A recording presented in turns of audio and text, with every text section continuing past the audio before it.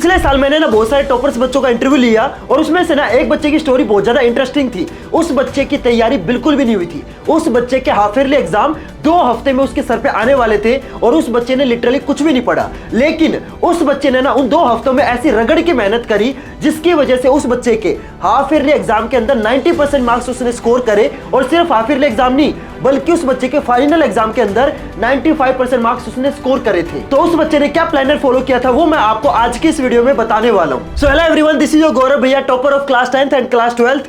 आज की इस वीडियो के अंदर मैं आपको ना हाफ ईयरली एग्जाम्स का एक ऐसा मास्टर प्लान बताने वाला हूं। आई नो यार, आप में से ऐसे बहुत सारे बच्चे हैं जिन्होंने अभी तक अपनी तैयारी शुरू भी नहीं करी। हो सकता है अभी तक आपने कुछ भी नहीं पढ़ा हो, लेकिन आपको टेंशन लेने की कोई जरूरत नहीं है, क्योंकि मैं आपको ना पिछले साल के टॉपर की एक ऐसी कहानी बताने वाला हूं, एक ऐसा उसका प्लानर बताने वाला हूं। जो बच्चा उस प्लानर को फॉलो कर लेगा ना, उस बच्चे के हाफ ईयरली एग्जाम के अंदर बड़े आराम से 95% मार्क्स आ जाएंगे। लेकिन प्लानर बताने से पहले मेरे को जल्दी से ना आप कमेंट करके बताओ कि तुम्हारे जो हाफ ईयरली एग्जाम है ना वो आखिर कब से स्टार्ट होने वाले हैं। हो सकता है कुछ बच्चों के 1 हफ्ते बाद स्टार्ट होंगे, कुछ बच्चों के 2 हफ्ते बाद स्टार्ट होंगे। तो जब भी आपके हाफ ईयरली एग्जाम स्टार्ट होने वाले हैं ना, उसकी डेट मेरे को प्लीज कमेंट करके बता देना, ताकि मेरे को आगे की वीडियोस बनाने में थोड़ी सी हेल्प हो जाए। तो सभी बच्चों को क्या करना है, कमेंट करके बताना है कि आपके हाफ ईयरली एग्जाम कब से स्टार्ट होने वाले हैं। ठीक है, चलो वीडियो को स्टार्ट करते हैं। तो सबसे पहले देखो यार, इस वीडियो के अंदर मैं आपको जितनी भी चीजें बताऊंगा ना, ऐसे मत करना कि बस है ना मेरी बातों को सुन के चले गए। अगर आप मेरी बातों को सुन के चले जाओगे ना, मेरे को पता तुम उन बातों को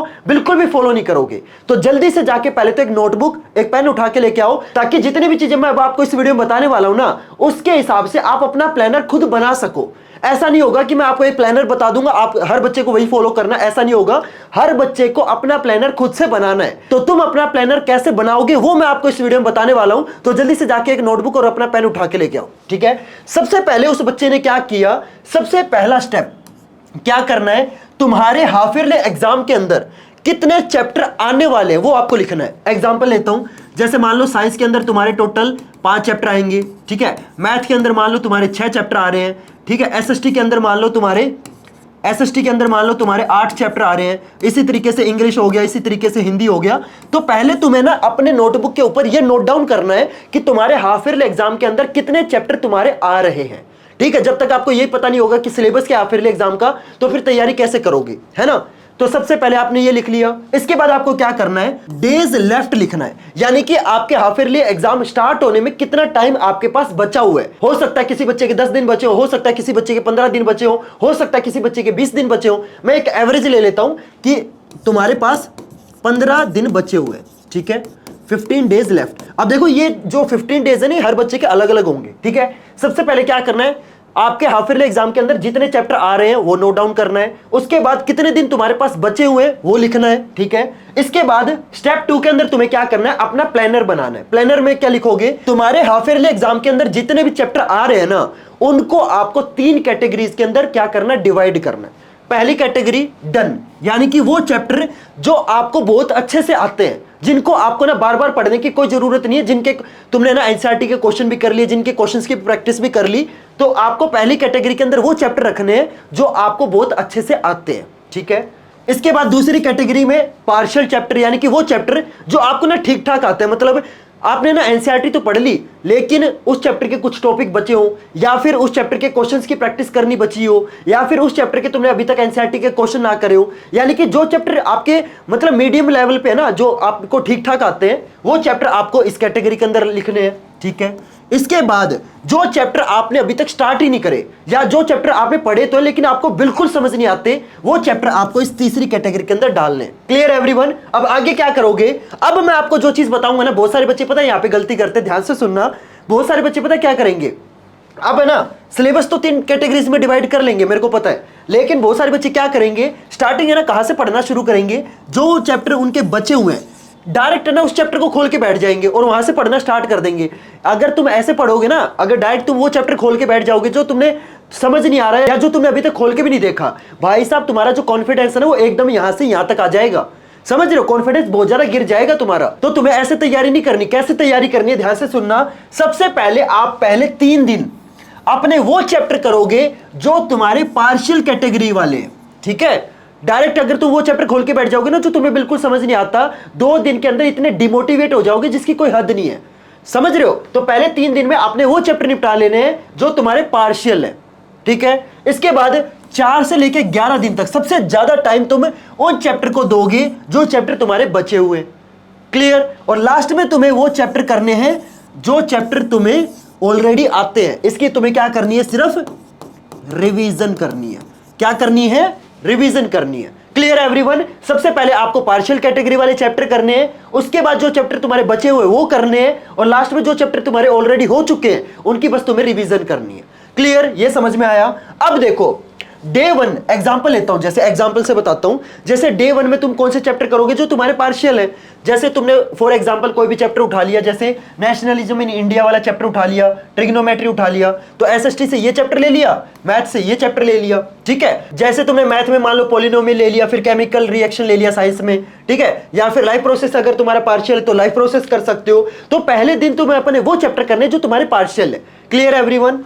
अब देखो इसके बाद अब पढ़ाई कैसे करेंगे भैया। देखो पहले मैं आपको ना पार्शियल चैप्टर की बताता हूं कि जो चैप्टर आपके कच्चे पक्के हैं, मतलब ठीक ठाक आते हैं, उनकी तैयारी करने का जो प्रोसेस होता है ना वो आपका अलग होता है, और जो चैप्टर आपके पूरे बचे हुए हैं उनकी तैयारी करने का प्रोसेस अलग होता है। तो कैसे पढ़ाई करोगे? जो तुम्हारे पार्शियल चैप्टर है ना उनके तुम सबसे पहले क्या करोगे? वन शॉट लेक्चर देखोगे, क्योंकि देखो यार जो तुम्हारे पार्शियल चैप्टर है वो तुम्हें थोड़े बहुत ऑलरेडी वैसे तो आते ही है, तो उसका तुम्हें डिटेल लेक्चर देखने की जरूरत नहीं है। सिंपल उस चैप्टर का वन शॉट लेक्चर देखो, और वन शॉट लेक्चर ऐसे मत देखना जो 6-6 7-7 घंटे के हैं। जो आपके छोटे और क्रिस्प वन शॉट है ना आपको वो देखने। आपको ना इन चैप्टर पे ज्यादा टाइम वेस्ट नहीं करना। जो वन शॉट आपके ये मान के चलो 2 से 3 घंटे की ड्यूरेशन के वन शॉट होते हैं ना, ये आपके परफेक्ट होते हैं, ठीक है। ये आपके क्या होते हैं? परफेक्ट होते हैं। तो आपको ये देखने।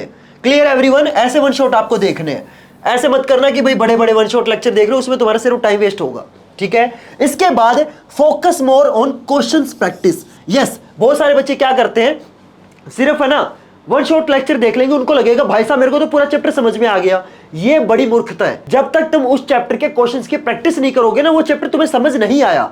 बस तुमने वो चैप्टर बस पढ़ा है। चैप्टर पढ़ने में और चैप्टर समझ आने में बहुत फर्क होता है। तो तुम्हें इस चैप्टर का पहले वन शॉट लेक्चर देखना है और क्वेश्चंस की प्रैक्टिस करने पे ज्यादा फोकस करना है। अब देखो यार क्वेश्चंस की प्रैक्टिस ऑब्वियस सी बात है, पहले तुम एनसीईआरटी से करोगे, लेकिन जितने भी आपके प्रीवियस ईयर क्वेश्चन है, या फिर जितने भी तुम्हारे कंपिटेंसी बेस्ड क्वेश्चन है, या फिर जितने भी तुम्हारे सोर्स बेस्ड क्वेश्चन है, या फिर जितने भी तुम्हारे कंस्ट्रक्टेड रिस्पॉन्स वाले क्वेश्चन है, ठीक है, या फिर तुम्हारे सिलेक्टेड रिस्पॉन्स वाले क्वेश्चन है, ठीक है, जितने भी आपके ये नए टाइप के क्वेश्चन है, चाहे तुम्हारे असर्शन एंड रीजन वाले क्वेश्चन है, चाहे तुम्हारी वैल्यू बेस्ड क्वेश्चन है, जितने भी आपके ये जो नए टाइप के क्वेश्चन है जो तुम्हारे इस साल पेपर में आने वाले हैं, ये सारे क्वेश्चन आपको एनसीईआरटी बुक के अंदर नहीं मिलेंगे। तो भैया हम ये नए टाइप के क्वेश्चन की प्रैक्टिस कहां से करेंगे? क्योंकि आपका 80% पेपर है ना इन नए टाइप के क्वेश्चन के ऊपर बेस्ड होने वाला है। तो अगर आप सिर्फ और सिर्फ एनसीईआरटी की प्रैक्टिस करोगे ना तो हो सकता है तुम्हारे हाफ ईयरली के अंदर नंबर ठीक आ जाए,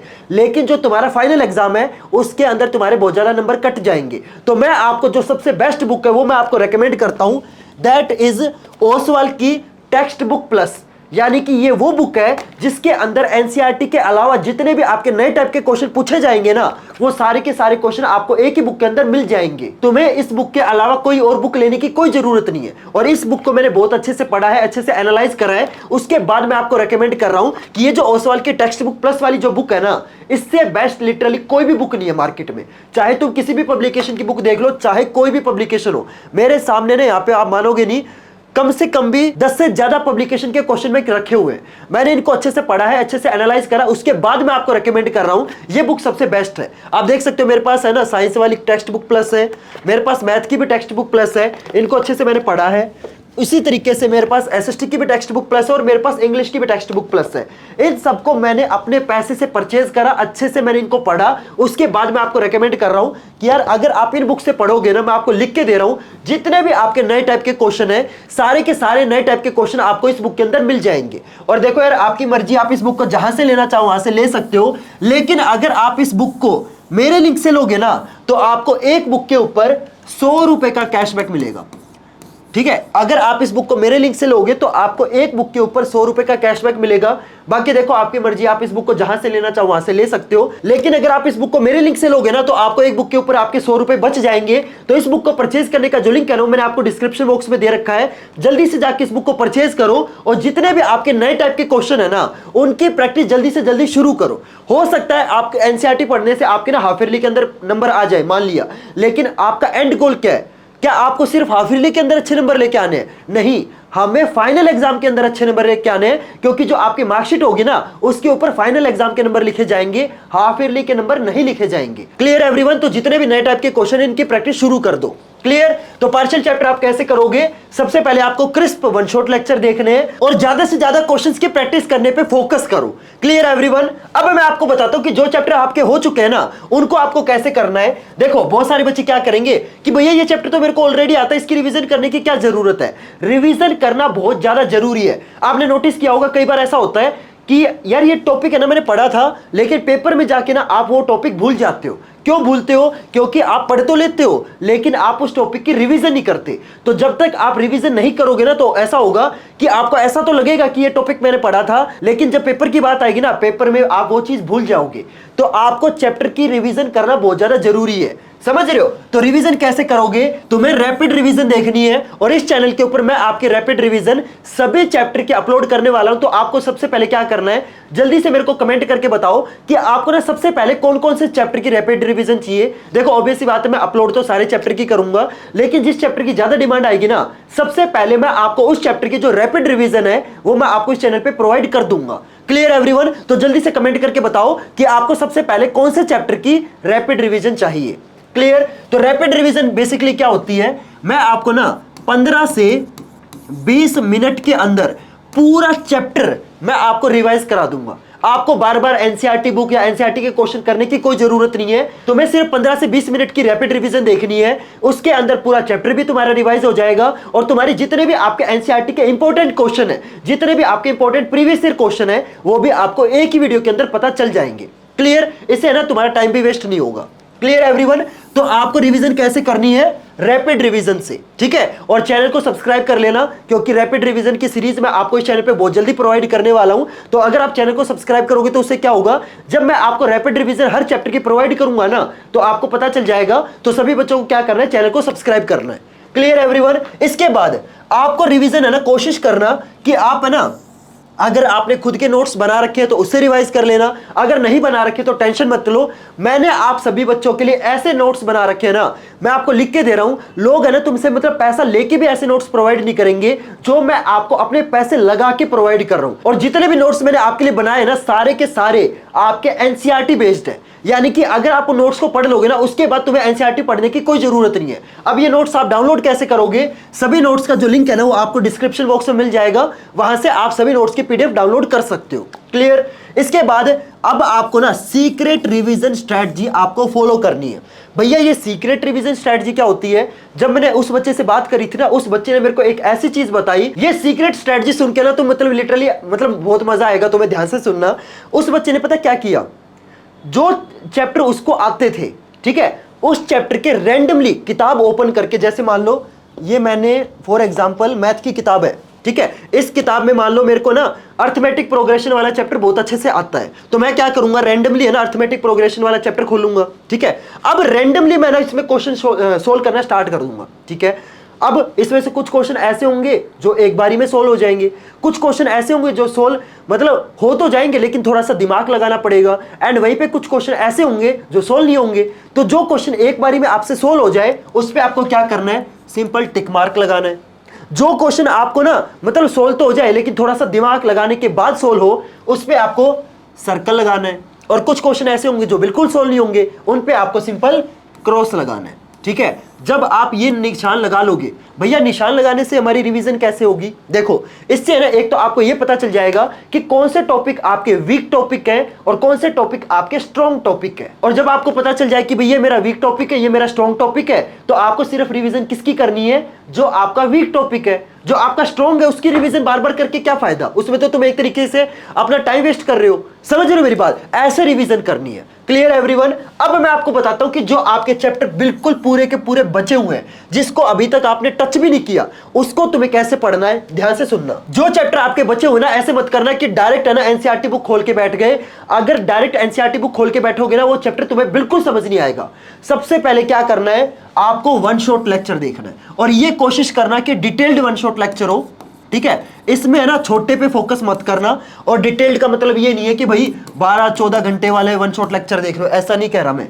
डिटेल्ड का मतलब होता है 3 से 4 घंटे वाले वन शॉट लेक्चर देखना। क्योंकि देखो, जब आप डिटेल्ड वन शॉट देखते हो ना, तो उसमें जो आपके कंसेप्ट है वो जल्दी क्लियर होते हैं और बहुत ही मतलब अच्छे से तुम्हें समझ में आते हैं। क्योंकि अगर आप छोटे वन शॉट लेक्चर देखोगे तो हो सकता है कि आपका चैप्टर जल्दी कंप्लीट हो जाए, लेकिन कुछ ऐसे इंपॉर्टेंट टॉपिक होते हैं जो आपको समझ नहीं आएंगे। समझ रहे हो मेरी बात? तो मैं आपको बोलूंगा, जो चैप्टर आपके बचे हुए ना, प्लीज उसमें आप डिटेल्ड वन शॉट लेक्चर देखना। Clear everyone. इसके बाद जब आप वन शॉट लेक्चर देख लो, उसके बाद आपको एनसीईआरटी बुक टच करनी है। ऐसे मत करना पहले एनसीईआरटी बुक कर रहे हो उसके बाद वन शॉट लेक्चर देख रहे हो, ऐसे मत करना, इतने कंफ्यूज हो जाओगे जिसकी कोई हद नहीं है। Clear everyone. तो पहले आपको डिटेल्ड वन शॉट लेक्चर देखना, जब आपको चैप्टर एक ओवरव्यू में आपको समझ में आ जाए, उसके बाद जब आप एनसीईआरटी बुक ओपन करोगे ना, तो आपको एनसीईआरटी इतनी इजी लगेगी जिसकी कोई हद नहीं है। Clear everyone. और उसके बाद तुम्हें क्वेश्चंस की प्रैक्टिस करनी है। क्वेश्चंस की प्रैक्टिस तुम कहां से करोगे, ऑलरेडी मैंने आपको बता दिया, नाम ही देखो यार बुक का क्या है, टेक्स्ट बुक प्लस। यानी कि आपके एनसीईआरटी बुक के अलावा जितने भी आपके इंपॉर्टेंट क्वेश्चन है, क्योंकि देखो जो एनसीईआरटी के इंपॉर्टेंट क्वेश्चन है वो तो आपके पास ऑलरेडी एनसीईआरटी बुक है, लेकिन एनसीईआरटी के अलावा जो क्वेश्चन आपके इंपॉर्टेंट है वो आपको इस बुक के अंदर मिलेंगे। तो जल्दी से जाओ यार, इस बुक को परचेज करो। इस बुक को परचेज करने का लिंक मैंने आपको ऑलरेडी डिस्क्रिप्शन बॉक्स में दे रखा है। अगर आप इस बुक को मेरे लिंक से लोगे ना, तो आपको एक बुक के ऊपर 100 रुपए का कैशबैक मिलेगा। बाकी देखो आपकी मर्जी, आप जहां से लेना चाहो वहां से ले सकते हो। क्लियर। अब मैं आपको आखिरी चीज बता देता हूं।